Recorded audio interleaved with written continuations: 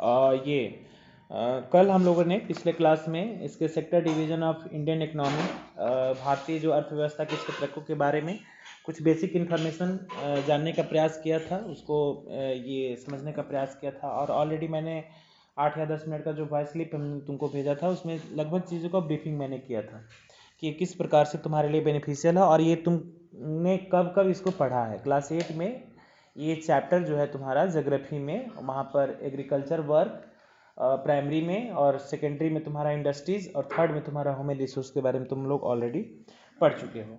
तो देखो, इसमें सबसे पहले मैं तुमको बार बार सजेस्ट करता भी हूँ कि एनसीईआरटी पूरी दुनिया पढ़ती है, एटलीस्ट भारत में तो डेफिनेटली निश्चित तौर पर पढ़ा जाता है, चूँकि राष्ट्रीय शिक्षा नीति के तहत में एनसीईआरटी का डेवलपमेंट हुआ था, जो बुक डेवलपमेंट कमेटी है, और इसमें ऑलरेडी इतना बेहतर ढंग से चीज़ों को ना प्रेजेंट किया गया है कि मैं बार बार तुम लोग को सजेस्ट करता भी हूँ कि एनसीईआरटी अपने आप में एक प्रकार का टीचर है, जो तुम्हें अगर ध्यान से पढ़ोगे, लाइन बाय लाइन अच्छे से इसकी स्टडी करोगे, तो निश्चित तौर पर तुम्हें इसका लाभ तुमको देखने को मिलेगा।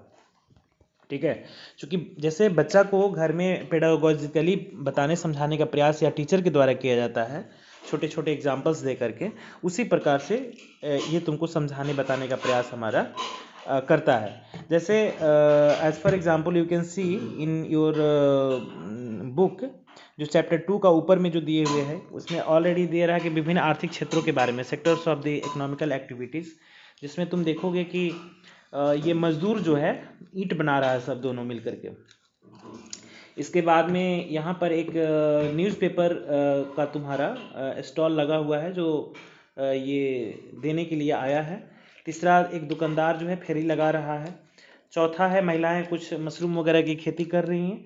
और पांचवा तुम्हारा दुकान है, जहाँ पर महिलाएं शॉपिंग कर रही हैं, ये तुम्हारा कपड़ों की। तो इससे ये जो 2 2 4 1 5 5 जो गतिविधियां तुमको ऑलरेडी जो दिखाई दी रही है, उससे तुम इसका सेक्टर डिवीजन कर सकते हो कि कौन से वर्क हमारे हैं जो ये प्राइमरी एक्टिविटीज़ में काउंट किए जाएंगे, और कौन हमारा सेकेंडरी होगा, कौन हमारा टर्शियरी होगा। तो देखो, यहाँ पर जैसे कि महिलाएं जो है खेतों में काम कर रही है ना, तो वो प्राइमरी गतिविधियां हमारी मानी जाती है। एग्रीकल्चर सबसे प्राइम का मतलब प्रथम होता है, प्राइम का मतलब सबसे प्रमुख होता है ना। तो प्राइम का मतलब यहाँ पर प्राइमरी गतिविधियां हो गई, जो मतलब नेचर से तुम डायरेक्ट गेन जिस चीज़ को करते हो, वो तुम्हारा प्राइमरी सेक्टर्स कहलाता है। और ये महिलाएं उसको कर रही है, मशरूम वगैरह का खेती कर रही हैं। काफ़ी स्वास्थ्यवर्धक होता है, खाना चाहिए मशरूम, लाइट प्रोटीन होता है ना।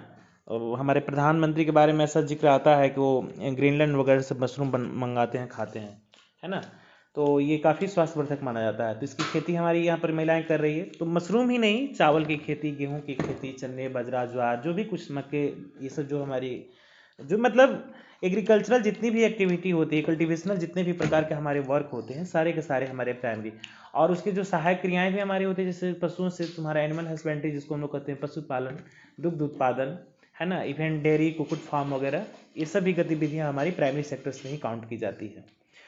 दूसरा है, देखो, मैन्युफैक्चरर का काम कर रहा है नेचुरल रिसोर्सेज को रॉ मटेरियल्स बना करके।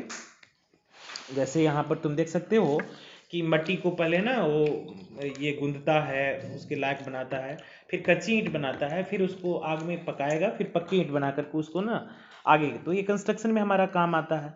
तो एक प्रकार से प्राइमरी जो सोर्सेज हमारे हैं ना, उसी को कहीं ना कहीं मॉडिफाई करके जो सेकेंडरी फॉर्म में जो तय करने की प्रक्रिया हमारी होती है, उसको हम लोग औद्योगिक क्षेत्र कहते हैं, इंडस्ट्रियल वर्क कहते हैं, औद्योगिक कार्य कहते हैं। और ये हमारा सेकेंडरी सेक्टर्स में इसको काउंट करते हैं हम लोग, माना जाता है। ठीक है, इसके अलावा कपड़े, तो कपड़े में तुम देखोगे कि जो कॉटन्स का हमारा उत्पादन होता है, चाहे हम जनरल कॉटन के लिए अगर कपास की खेती पर आधारित हम हो, तो वहाँ पर जो कपास का, याद करो इसके पीछे तुम लोग जब ये एग्रीकल्चर पढ़ रहे थे, तो वहाँ पर कपास के बारे में नॉन फूड आइटम्स तुम लोगों ने देखा था, तो उसमें कपास की खेती, या सेरीकल्चर में तुम्हारा जो रेशम के कीड़ों का, मलबरीज वगैरह का जो फॉर्मेशन हमारा होता है, तो वहाँ पर प्राकृतिक रूप से रेशे प्राप्त किए जाते हैं, है ना।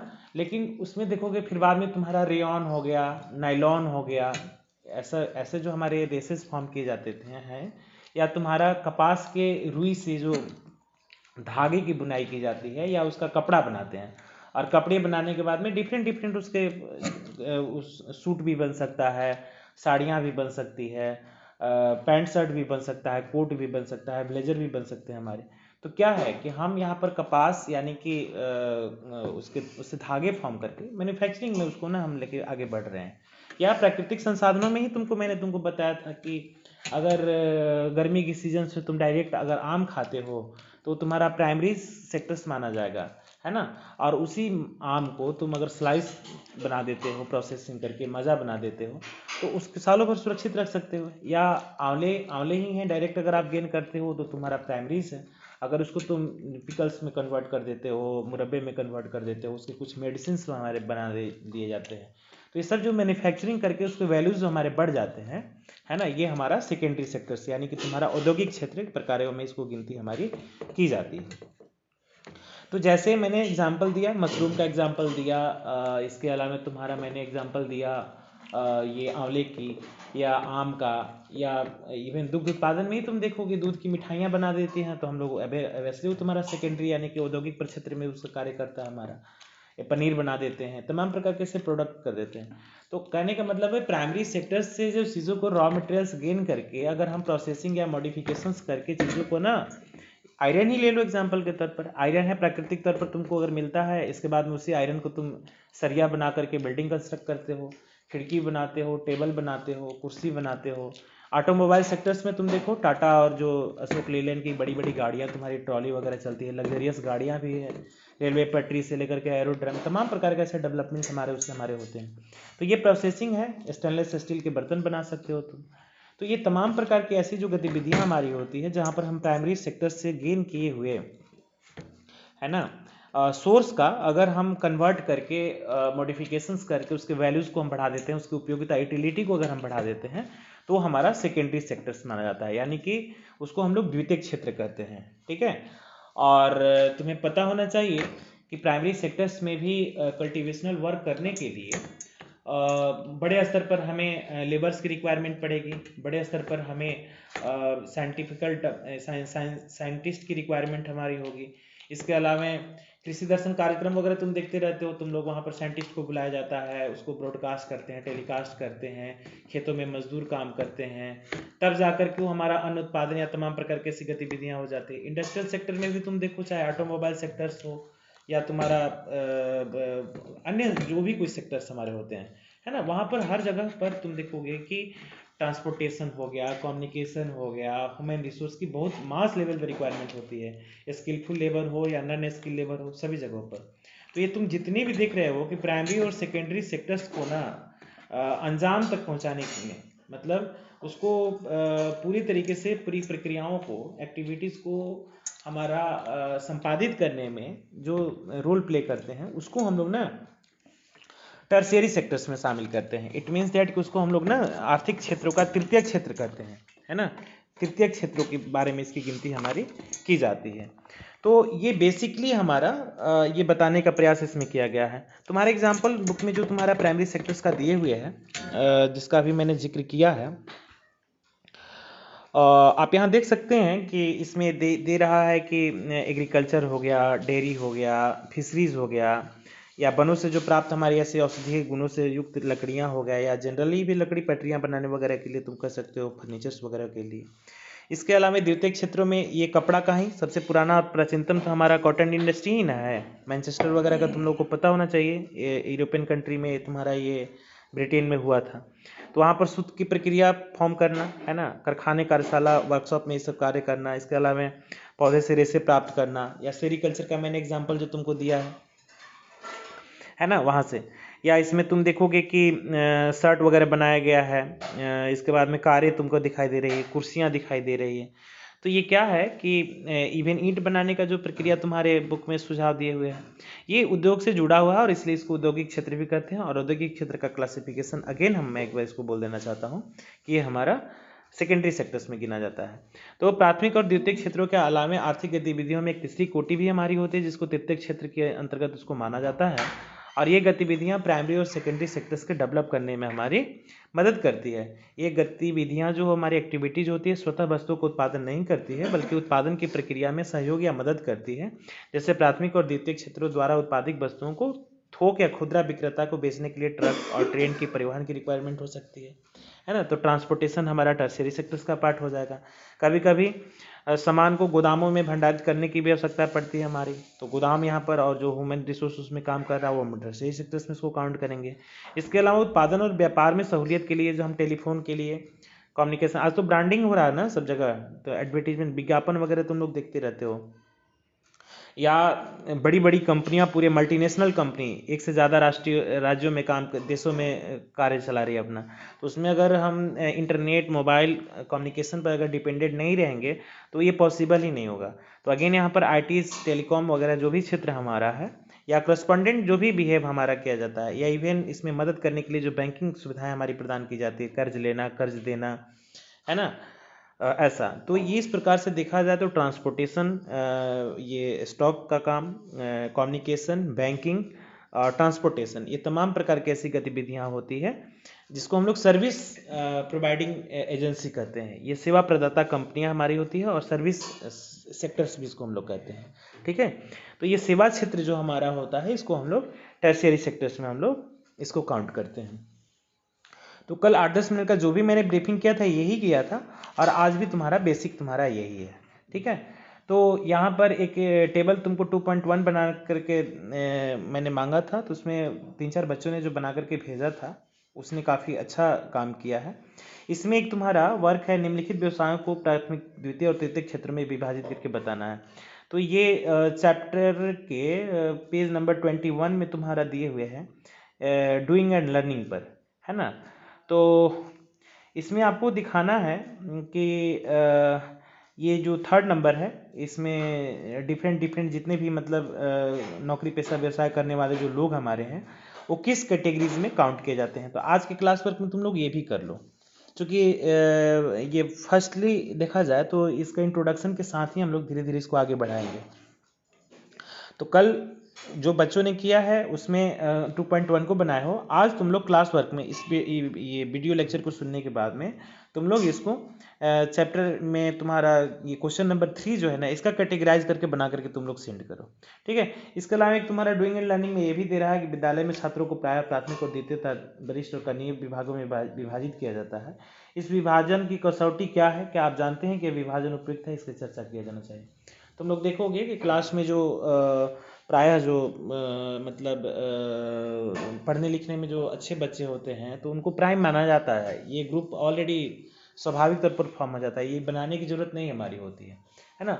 इसके बाद में जो एक सेकेंडरी बेस पर हमारा होता है वो ऑलरेडी उनका अपना मीडियम ग्रुप होता है, वो फॉर्म हो जाता है। अब उसकी सार्थकता की जहाँ तक सवाल पैदा कर रहा है ये, उसमें सीनियर या जूनियर की जो बातें होती है, तो सीनियर जूनियर तो स्वाभाविक है। अब मान लो कि एक ही स्कूल्स में तुमको +2 स्तर तक की पढ़ाई हो रही है तो 10+2 वाले डेफिनेटली तुमको सीनियर माने जाएंगे, जूनियर सेकेंडरी लेवल पर माना जाए, है ना। 9-10 वाले को उसके रेस्पेक्टिव जूनियर माना जाएगा।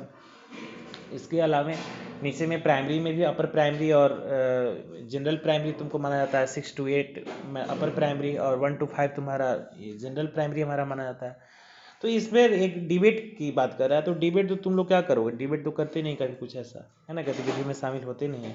तो आप अभी जो ये क्वेश्चन नंबर 3 जो है ना इसका क्लासिफिकेशन करके दिखाइए, और इस ब्रीफिंग जो हमारा है complete primary secondary and tertiary sectors का उसको आप देखो, क्योंकि नेक्स्ट क्लासेज में हम लोग इसका कंपेरिजन करेंगे। हालांकि मैं अभी थोड़ा सा ब्रीफ कर ही देता हूँ, तीनों क्षेत्रों की तुलना करने की बात जो हमारी है। तुम्हें पता होना चाहिए कि पूरी वर्ल्ड में सबसे ज़्यादा अहमियत और इम्पोर्टेंस लाइफ को सर्वाइव करने के लिए हमारा प्राइमरी, है ना, एक्टिविटीज़ को माना जाता है, प्राइमरी सेक्टर्स की एक्टिविटीज़ को प्रमुखता मानी जाती है। और लगभग तुम देखोगे कि ये सिविलाइजेशन के डेवलपमेंट के प्रारंभिक दौर से ही खाना पीना जीवन का एक सबसे मुख्य और अहम हिस्सा हमारा माना जाता रहा है। और ऐसा नहीं है कि आज वर्तमान दौर में तुमको 21वीं शताब्दी में जो तमाम प्रकार के ऐसे डेवलपमेंट तुमको दिखाई दे रहे हैं, या कमर्शलाइज फॉर्म तुमको दिखाई दे रहे हैं, या इंडस्ट्रियल फॉर्म दिखाई दे रहे हैं, ये ऐसा ही जीवन पहले हुआ करता था। और आज भी तुम देखो जितने भी कमर्शलाइज एंड जो इंडस्ट्रियलाइज फॉर्म तुमको दिखाई दे रहे हैं, अगर पेट में अन्न नहीं है ना तो सब बेकार है, सारा बुद्धि जो है ना दिमाग ठिकाने लग जाएगा, ऐसा। तो प्राइमरीज एक्टिविटीज़, और ख़ास करके जो एग्रीकल्चरल बेस्ड कंट्री है जिसमें भारत का भी हमारा नाम स्थान आता है, तुम्हें पता होना चाहिए देश की आज़ादी के समय से 70% आबादी जो तुम्हारी थी कृषि पर आधारित थी, एग्रीकल्चर पर आधारित थी। आज हम सभी लोग ओरिजिन हम लोग का गांव है, और लगभग 65 से 70% जो अभी की जनरेशन दिखाई दे रही है वो गांव से जुड़ी हुई, जो कहीं ना कहीं प्राइमरी गतिविधियों में उनके परिवार इन्वॉल्व हैं। ठीक है। तो ये देश की आज़ादी के बाद में 5% लोगों का माइग्रेशन शहरों की तरफ में हुआ है ना, जिसमें 65% लोग अभी भी कृषि पर आधारित हैं। लेकिन देश का एक बहुत बड़ा दुर्भाग्य है कि देश की 65% आबादी है ना कृषि पर आधारित होने के बावजूद भी देश की जो डेवलपमेंट ग्रोथ हमारा है, यानी कि जो ग्रॉस डोमेस्टिक प्रोडक्ट जीडीपी है, उसमें इनके सहभागिता काफ़ी कम, न के बराबर है ना। तो एक बहुत बड़ा ये दुर्भाग्य है कि इतनी बड़ी पॉपुलेशन इसमें इन्वॉल्व होने के बाद में जीडीपी में कोई इसका रोल 12 से 15%, इससे ज़्यादा तुम्हारा नहीं है। नेक्स्ट तुम्हारा है सेकेंडरी सेक्टर्स इंडस्ट्रियल का। तो ये कुछ हद तक हेल्पफुल है, ये 40% के आसपास में तुम्हारा इसको माना जाता है, 30 to 40% के आसपास में एक रफली तुम्हारा माना जाता है। तो ये 30 to 40 को भी बेहतर माना जाए। हालांकि इस कोरोना काल में तो इंडस्ट्रियल फॉर्म भी हमारा बर्बाद हो चुका है, सेकेंडरी सेक्टर्स का भी कंट्रीब्यूशन, चूंकि टैक्स और रेवेन्यू का बहुत बड़ा नुकसान हमारा हुआ है। ठीक है। और देश में सबसे कम पार्टिसिपेशन होने के बावजूद भी टर्शियरी सेक्टर्स जो है हमारा जीडीपी में एक बहुत अच्छा रोल प्ले कर रहा है। ठीक है। तो यहाँ पर इन चीज़ों की कंपैरेटिव जो स्टडीज़ तुमको करना है वो हम लोग नेक्स्ट फेज में इसको करेंगे। पहले मैं तुमको इसको ये सेक्टर को मैं करवाऊँगा, जिसमें तुम्हारा गेहूं का कीमत, उसका प्रोसेसिंग करने के बाद में बिस्किट बनना, फिर मार्केट में उसके बिकना, या कपड़ों का तुम्हारा रेसे बनना, फिर उसको जीन्स में कन्वर्ट करना, या मैं ताज़ा एग्जांपल तुमको कंटिन्यूसली देते रहता हूँ कि ये 20 रुपये किलो वाला आंवला अगर मुरब्बा बना करके लोग बेचते हैं तो 100 रुपये किलो तक इसको बेचते हैं। तो 40 रुपये का चीनी 400 रुपये किलो तुम्हारा हो जाता है ना। तो ये कैसे प्रोसेसिंग यूनिट जो हमारी होती है वस्तुओं की कीमतों में बढ़ावा देती है, और कैसे बिचौलिया इसमें हमारे जो होते हैं लाभ कमा लेते हैं। ना इसमें प्रोड्यूसर को फायदा होता है, ना इसमें कंज्यूमर को फायदा होता है। और देश के अर्थव्यवस्था के आर्थिक असंतुलन में इनका क्या रोल है, क्योंकि संतुलन तो हम कह नहीं सकते, संतुलित अगर रहता तो इतनी ज़्यादा ये अनएम्प्लॉयमेंट और पॉवर्टी तुमको देखने को नहीं मिलती। तो कहीं ना कहीं वो समस्याएं हैं जिस पर हम लोग जिक्र करेंगे, थोड़ा सा डिटेल्स में है, इसलिए मैं इसको एक नेक्स्ट अलग फेज में इसको कराने का प्रयास तुमको करूँगा। तो अभी आपका जो ये इंट्रोडक्शन है इसी को आप समझे देखें, और इसमें यदि कहीं कोई समस्या आती है तो आप बात करें। और क्वेश्चन नंबर 3 का क्लासीफाई करके सभी बच्चे क्लास वर्क के तौर पर इसको बना करके 11:40 के बाद में भेजना प्रारंभ करेंगे। ठीक है बाबू, चलो। तो अभी इस वीडियो क्लिप को सुनो, देखो, समझो, और यदि समस्या आती है then you can ask any question. Okay Babu.